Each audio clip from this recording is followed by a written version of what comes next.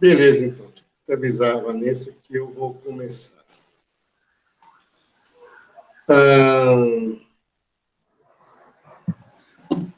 Bom, na aula passada, nós estávamos falando sobre imperialismo, neocolonialismo.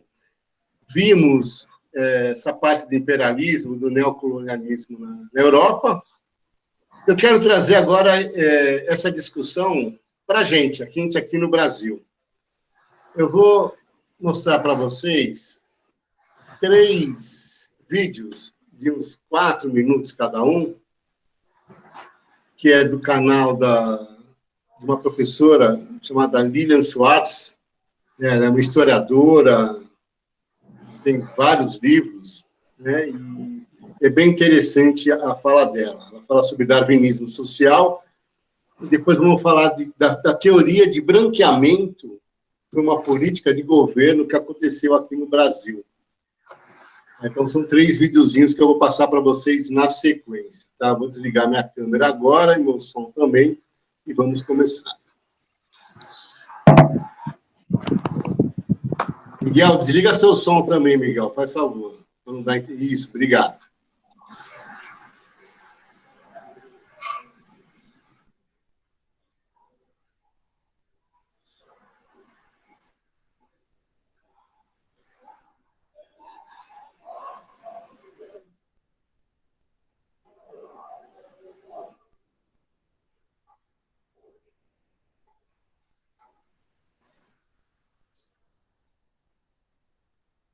Uma coincidência. Muitas vezes, eventos que parecem mero descuido trazem muita história por detrás. Um bom exemplo para tratar dessa questão na história é a entrada das teorias raciais ou do darwinismo racial no Brasil. Essas eram teorias que ficaram conhecidas por considerar que as raças eram fenômenos finais, essenciais. Por isso mesmo, eles imaginavam a humanidade como uma espécie de uma pirâmide social. No topo estariam homens, não mulheres, brancos e europeus. E na base, os africanos e os indígenas. Essas eram também teorias que acreditavam que a humanidade não teria partido de um só berço, de uma só origem, como propunha Darwin. Eles acreditavam que as raças eram tão distintas que elas teriam surgido em vários lugares do mundo. Para teóricos como Gobineau na França, Nina Rodrigues no Brasil, pior do que as raças puras era a mistura, a mestiçagem. Segundo eles, a mestiçagem levava à degeneração.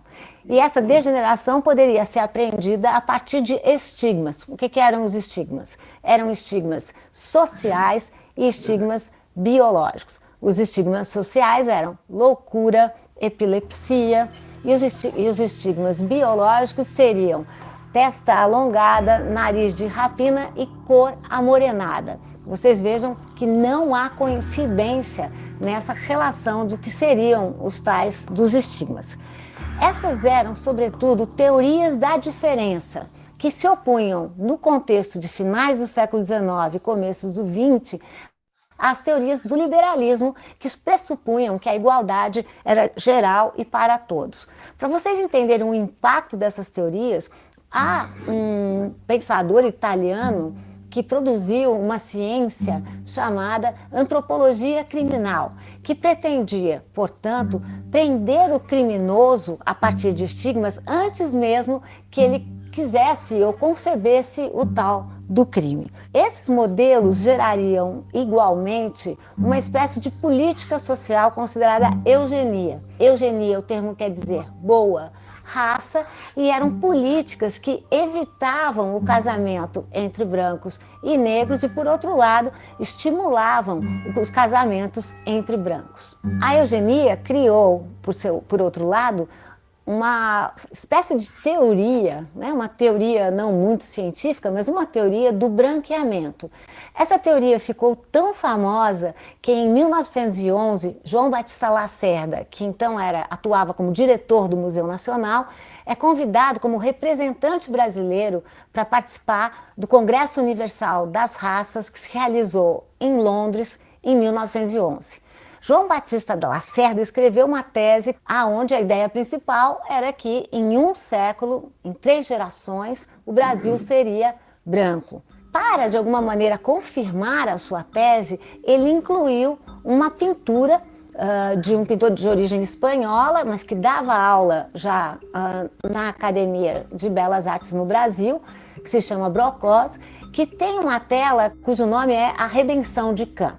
Nessa tela, nós vemos do lado esquerdo uma avó, provavelmente, muito negra, que ergue as mãos como se estivesse ocorrendo uma espécie de um milagre. No seu lado oposto, do lado direito, nós vemos a figura de um homem branco, provavelmente um português, por causa das suas roupas, do chinelão. O homem branco dá as costas para sua casa, enquanto que a avó negra dá as costas para uma palmeira, como se existisse uma batalha entre a civilização e a barbárie. Por outro lado, o homem branco pisa num chão pavimentado e a avó negra está descalça e pisa num chão de terra.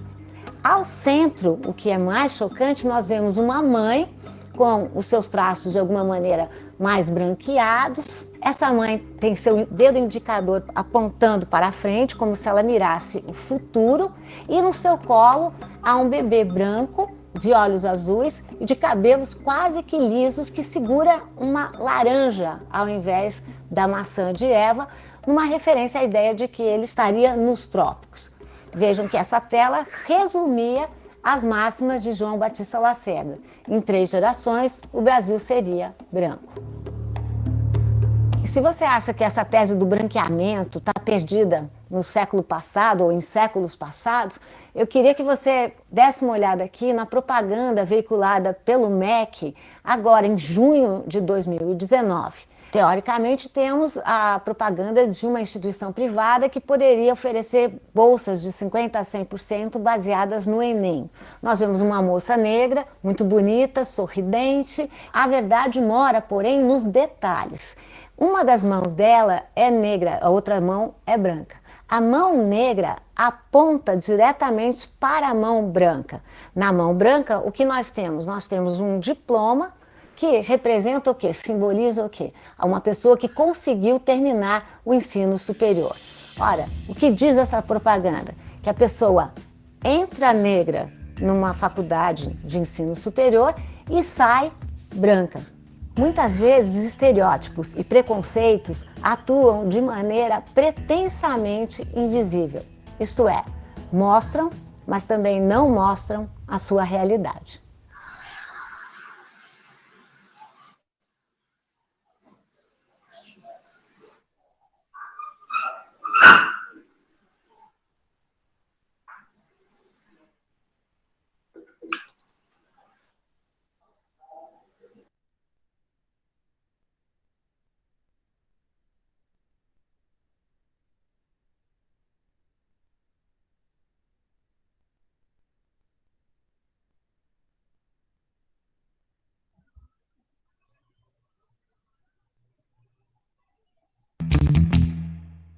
Oi, pessoal! Hoje eu queria falar com vocês sobre um tema da maior relevância, sobre as teorias de branqueamento.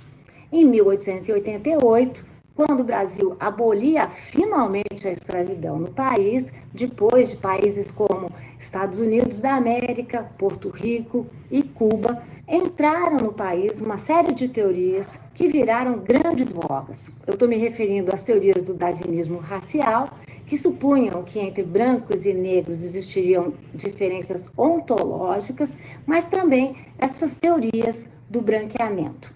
O que diziam essas teorias? Que os brasileiros no futuro seriam brancos, se possível, até negros. Essas teorias tinham tal importância que em 1911 ocorreu o Congresso Universal das Raças em Londres e o Brasil foi o único país da América Latina a ser convidado. Quem foi, como representante oficial do país, era João Batista Lacerda, então diretor da importante instituição chamada Museu Nacional. Ele levou uma tese que ele denominou de Sur les Métis, sobre os mestiços, que vocês podem encontrar na internet facilmente. E essa tese dizia que em 3 gerações o Brasil pela entrada de imigrantes e pelo efeito da biologia, seria branco. Não contente, ele também incluiu uma imagem do pintor Modesto Brocos, tela que se chamava Redenção de Cã. Essa era uma tela mais antiga, ela tinha sido feita em 1895, mas já mostrava na sua imagem um modelo do branqueamento. De um lado o pai, branco, de outro lado a avó, muito negra, ao centro uma mulher mais mulata, como se dizia na época, uma mulher como também se dizia com os seus traços mais afinados, e no seu colo uma criança branca e de olhos azuis. Ora, juntando a tese de João Batista Lacerda com essa imagem, qual era a mensagem do governo brasileiro? Que o Brasil teria passado por um regime da escravidão por tanto tempo, por mais de 3 séculos, e que em apenas um se tornaria branco.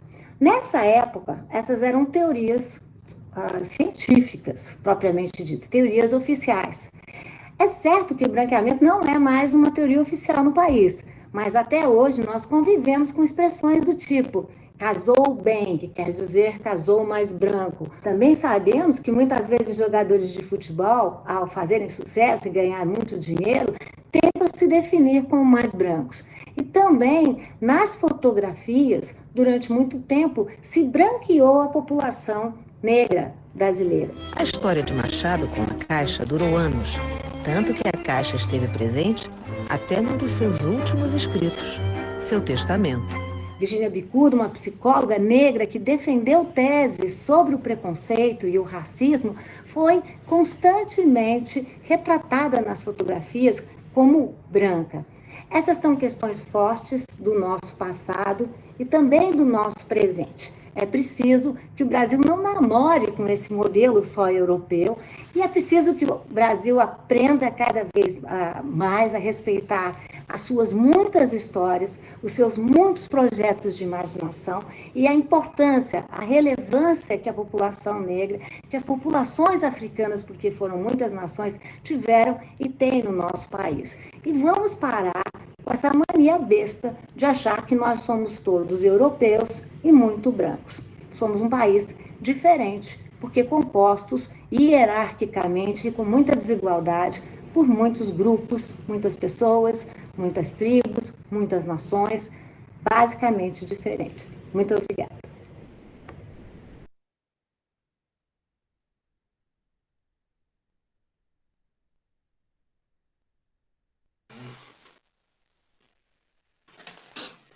Vamos lá. O outro vídeo também tem algumas coisas desses 2 vídeos que eu passei para vocês, então, para não ser muito repetitivo. O que é que vocês acharam, senhoras e senhores? Eu quero saber agora a opinião de vocês. Um de cada vez, por favor, hein? Vamos lá. Nem precisa ligar a câmera para falar. Vamos lá. Hoje quem vai dar aula serão vocês. Hoje eu quero escutá-los. Amo o povo. Repete a pergunta, por favor. Senhor, pode falar. A internet está travando. Então, vamos lá, falar devagar. Vocês viram 2 vídeos sobre políticas até de branqueamento da população brasileira. O governo brasileiro teve políticas de branqueamento da população. Por isso que nós tivemos até facilidade na imigração estrangeira, porque entendia-se que, com o imigrante europeu, eu branquearia, né, toda a raça brasileira. Né? Eu poderia fazer misturas e eu iria branquear a raça brasileira. Isso era uma política de Estado, inclusive, porque defendia-se que só o branco era o lado bom, que era aquilo que os europeus, quando vão para a África, né, vão invadir a África, como nós vimos na aula anterior, eles vendem essa ideia, a ideia do darwinismo social, a ideia do fardo do homem branco, a ideia de que eu estou levando a civilização para um lugar que não tem um mínimo de civilidade. E essas teorias raciais, inclusive, entraram no Brasil com a ideia de branquear a população brasileira. A ideia era que em 100 anos, apesar de eu ter quase 400 anos de escravidão no país, onde quase 8 milhões de negros entraram no país contra a sua vontade, eu poderia branquear essa população misturando o negro com o branco. Isso era foi uma política até de governo. Então, eu queria saber, que é isso que a gente viu até nos 2 vídeos, né, da Lilian. Eu queria saber da opinião de vocês, se vocês acham que isso realmente acontece no dia a dia, as pessoas são ainda, não têm os seus direitos respeitados. Eu queria saber da opinião de vocês sobre isso daí. Se vocês acham que essas ideias, né, de inferiorizar as pessoas negras, vocês veem essas ideias sendo lançadas para a população no dia a dia ou não?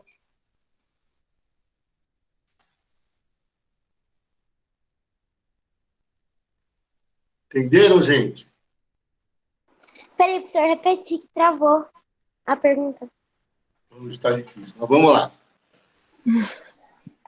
Se vocês acham, na opinião de vocês,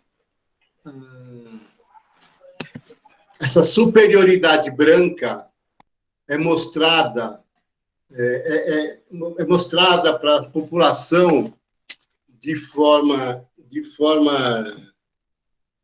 indireta ou até direta no dia a dia. O que é que vocês acham a respeito dessa política? Se ainda existe essa política de mostrar que o branco é superior ao negro.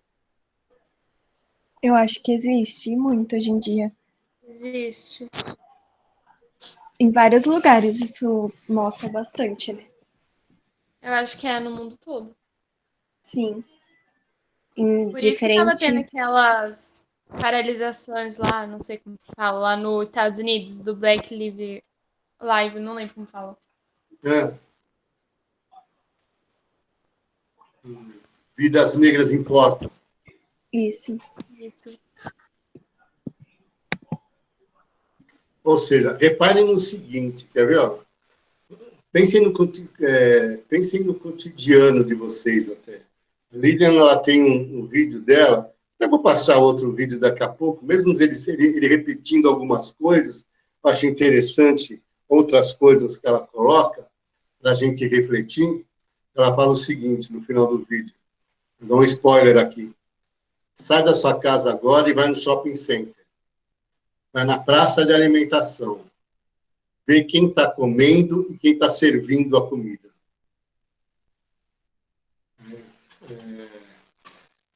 Veja esses 2 ambientes. E é bem verdade, né?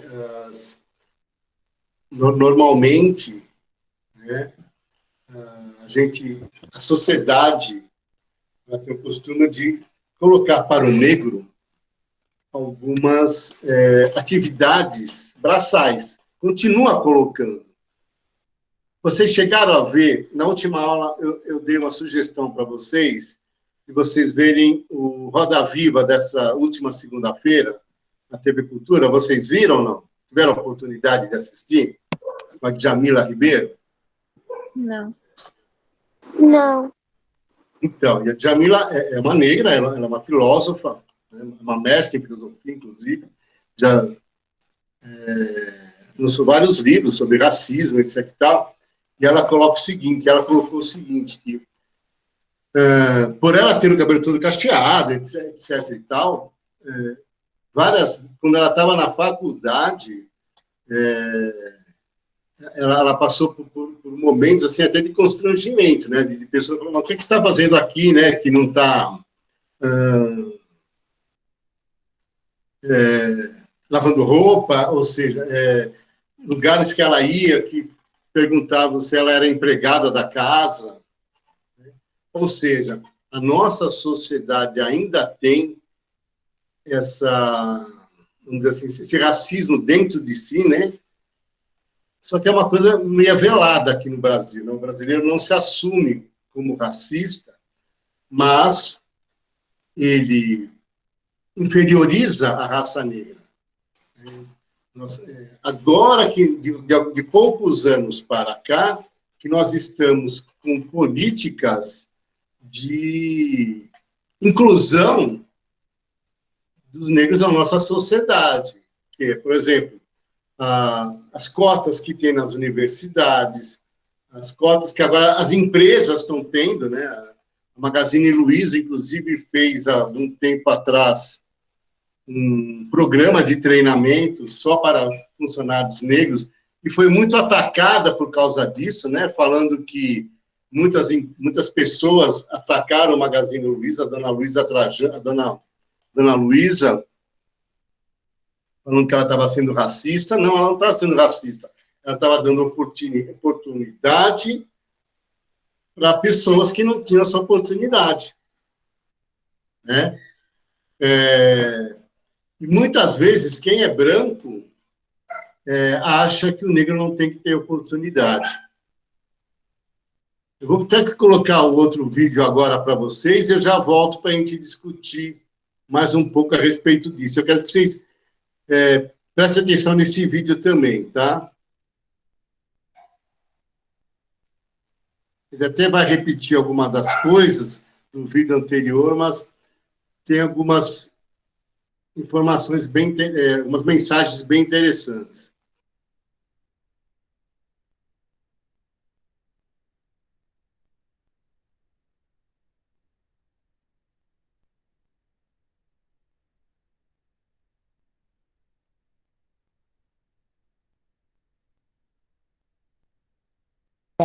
Hashtag, falei errado, ó. Vê que eu não sei, nem sei falar. Hashtag somos todos humanos, hashtag somos todos iguais. Você acha mesmo que no Brasil nós somos todos iguais?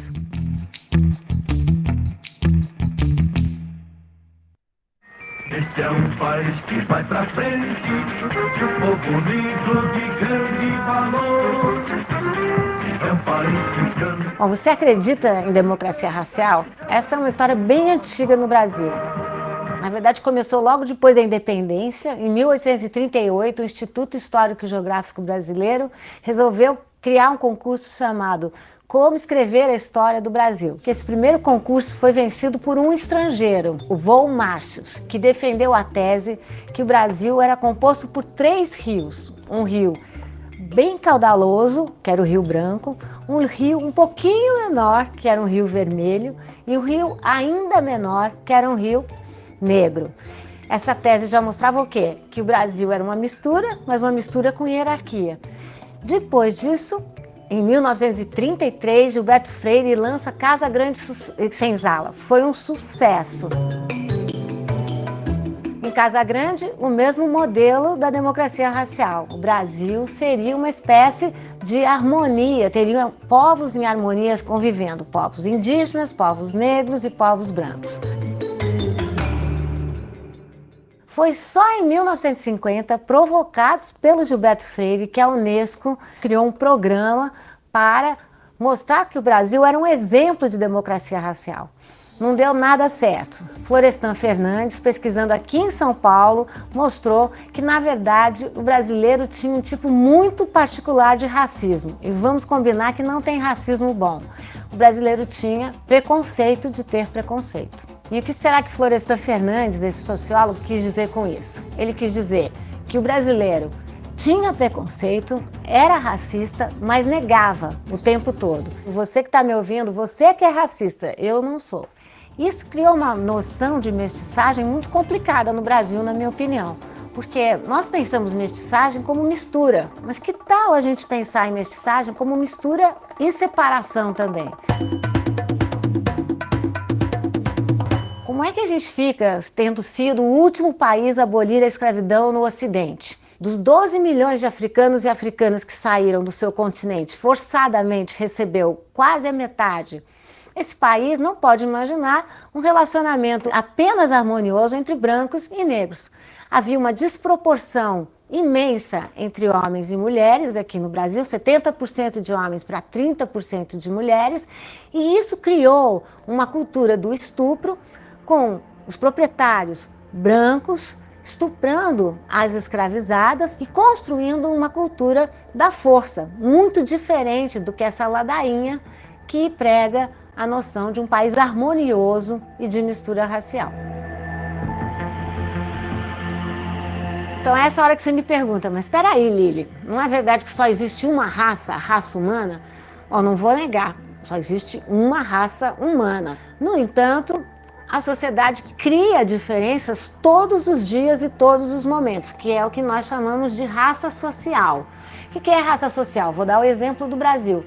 No Brasil, fenótipo, ou seja, cor de pele, traços, tamanho do nariz, lábio, cabelo, são elementos fundamentais para nós construirmos preconceito, para nós construirmos uma série de discriminações. Se você não acredita, basta entrar na internet que a gente vê todo dia casos de discriminação racial.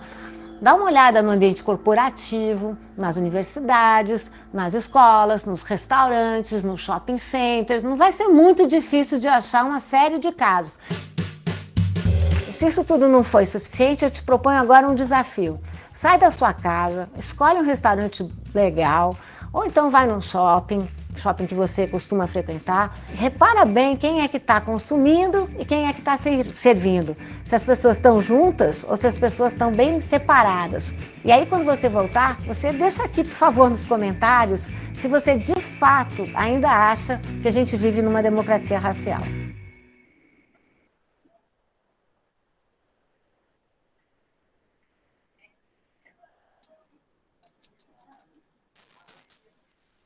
Ultimamente está difícil até de saber se a gente vive numa democracia, né? Política, ainda mais racial. E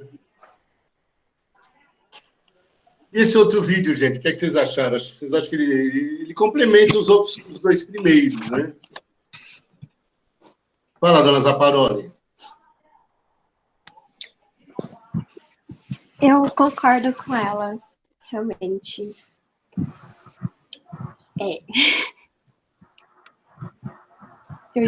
Eu mesma já, na minha família tem muita pessoa que eu vejo, tipo, que é realmente muito racista, que acha que a cota é algo totalmente desnecessário. O que a gente precisa entender é o seguinte, eu vejo muita gente falando de cota, falando assim, não, onde já se viu, você está deixando esse pessoal negro e pobre entrar na universidade. Acontece, gente, que esse pessoal não teve a mesma oportunidade que a pessoa que está reclamando teve, isso que ela não aceita. Ela não aceita que a outra pessoa não teve a mesma oportunidade que ela. Então, por exemplo, vou dar um outro exemplo. Isso eu tenho muitos amigos que são muito racistas até, e não concordam. Quer dizer, eles são racistas, mas não assumem que são racistas, é bem isso. E eles não concordam com essas políticas, porque a questão de cotas não é só de negros e indígenas, né? Tem cotas também para pessoas que não têm dinheiro, etc. E tal. A política de cotas, quando você vai ler a lei, você vai ver que tem várias pessoas que se incluem. Não é só os negros, não são só os negros. Mas muita gente gosta só de frisar do negro. Por quê? Porque a gente ainda tem, inconscientemente, isso está dentro do nosso, na minha opinião, está dentro da consciência das pessoas, que muita gente ainda se acha muito superior aos outros por causa desses fenótipos que a Lilian fala, de cor de pele, meu cabelo é bom, né? Não tem gente que já escutou, quantas vezes as pessoas escutam, né? Ainda mais quem tem cabelo encaracolado, teu cabelo é ruim, né? E aí a sociedade faz o quê? Ela formula um estereótipo, né? A partir de hoje, as pessoas têm que ser todo mundo magrinho, né? Praticamente pesar 40 quilos, ser magérrimos e ter cabelo liso. Esse agora é o estereótipo da sociedade. E a gente vê que as pessoas, que a gente não é assim. Né? E ainda bem que não somos. Ainda bem que não somos. Ou seja, as pessoas precisam, e nós, como alunos, né, acho que a escola tem esse papel de mostrar para vocês o quê? Não interessa a cor da sua pele, a forma do seu cabelo, a cor dos seus olhos, a cor da sua pele, se você é magro, se você é gordinho, né, se você é bochechudo, você não é bochechudo, né, se você corta o cabelo careca ou não corta. O que interessa é você como ser humano, que você tem que se integrar e fazer essa interação com todo mundo, porque todo mundo é igual, ninguém é diferente de ninguém. Tanto é que as leis têm que ser iguais para todo mundo. A Constituição do país é a mesma. E essas mensagens que eu quero deixar para vocês, está até finalizando a aula. E nesse imperialismo americano, é lógico, eu vou deixar essa palavra, nesse imperialismo americano, né, ele vem empurrando muito isso para as pessoas. Fala, Vânia. Então, essa questão, né, do brasileiro, ele não assumir o seu racismo, né? A gente escuta falar muito nessa questão de democracia racial, né? Ela veio lá da época, né, do século XIX, início do XX ali, com o escritor Gilberto Freire. Porque o que acontecia? Aqui no Brasil, os escravos... mamãe, tá dando uma... Os escravos e os homens brancos, eles conviviam juntos, né? A ama de leite estava dentro da casa grande, dando, né, de mamar para os filhos dos senhores. A escrava negra estava fazendo o que era sagrado, que é a comida. Então, eles viviam juntos. Quando alguns escritores europeus, né, começaram a viajar o mundo, e vim para o Brasil, eles começaram a perceber que aqui o negócio era um pouco diferente. Porque eles iam lá nos Estados Unidos e era tudo segregado. Né? Branco de um lado, negro do outro. Não tinha essa mistura que nós tínhamos aqui. Então, pronto. Lá no Brasil não tem preconceito. Brancos e negros convivem bem dentro dos mesmos espaços. Então, criou-se essa ideia de democracia racial, de que aqui brancos e negros se respeitam e têm as mesmas condições, né? E isso foi passando de século para século, de geração para geração. Então, querendo ou não, o branco, ele não consegue aceitar, ele não consegue entender que a condição do negro é bem diferente da condição dele. As condições, elas não são iguais de um branco para um negro. Só que essa construção de democracia, imagina que nunca teve racismo, olha lá, uma de leite, né, convive, vai à missa, todo mundo junto, não tem preconceito, né? E um outro fato que ajuda também a gente continuar com esse pensamento é a questão do brasileiro ser um povo cordial, que também veio, né, do século XIX. O povo brasileiro é um povo cordial, hospitaleiro, pacífico uma ova, né? Se a gente pegar a nossa história, desde colônia, Brasil regencial, império, a gente vai ter muita manifestação, muita revolta, né? É só a gente olhar recentemente, né, para essas questões, né, de Rio de Janeiro, de tráfico de morro, as guerrilhas internas que existem no Brasil. Não somos um povo pacífico, estamos longe disso, né? Mas, né, o poder ali, né, o Estado, ele quer que a gente continue entendendo, né, que nós somos pacíficos, cordiais, que o preconceito não existe e deixa do jeito que está. né? E aí o que acontece? Quando o negro ele se une para ele tentar buscar uma condição mais igual à do branco, ele esbarra nessa nossa mentalidade. Mas não existe preconceito, né? Não existe essa diferença social. E aí, igual a Lilian colocou, igual o professor Cláudio mencionou, vamos olhar ao nosso redor, né? Vamos ver quem que ocupa os cargos mais subalternos, quem que recebe menos, quem está menos na escola, né? São os negros. A gente não pode negar isso, né? Se a gente for ver também o movimento, por exemplo, feminista, o movimento LGBT, eles iniciaram agora, no início do século, em meados, né, do século XX, eles conseguiram muito mais direitos do que o movimento negro. Então, a gente percebe ali, né, essa resistência que nós brancos temos em aceitar que nós somos preconceituosos, né, e que o negro não tem a mesma condição que a gente, né? E, assim, o que assusta é que está longe de acabar. Pelo contrário, parece que cada vez mais, né, isso vem aumentando. Tudo bem? Então, a gente tem que, né, parar, refletir. Quando a gente presenciar algo, a gente não pode ficar calado. A gente tem que falar, tem que conversar. Não pode continuar sendo um preconceito velado. Tudo bem? Certo?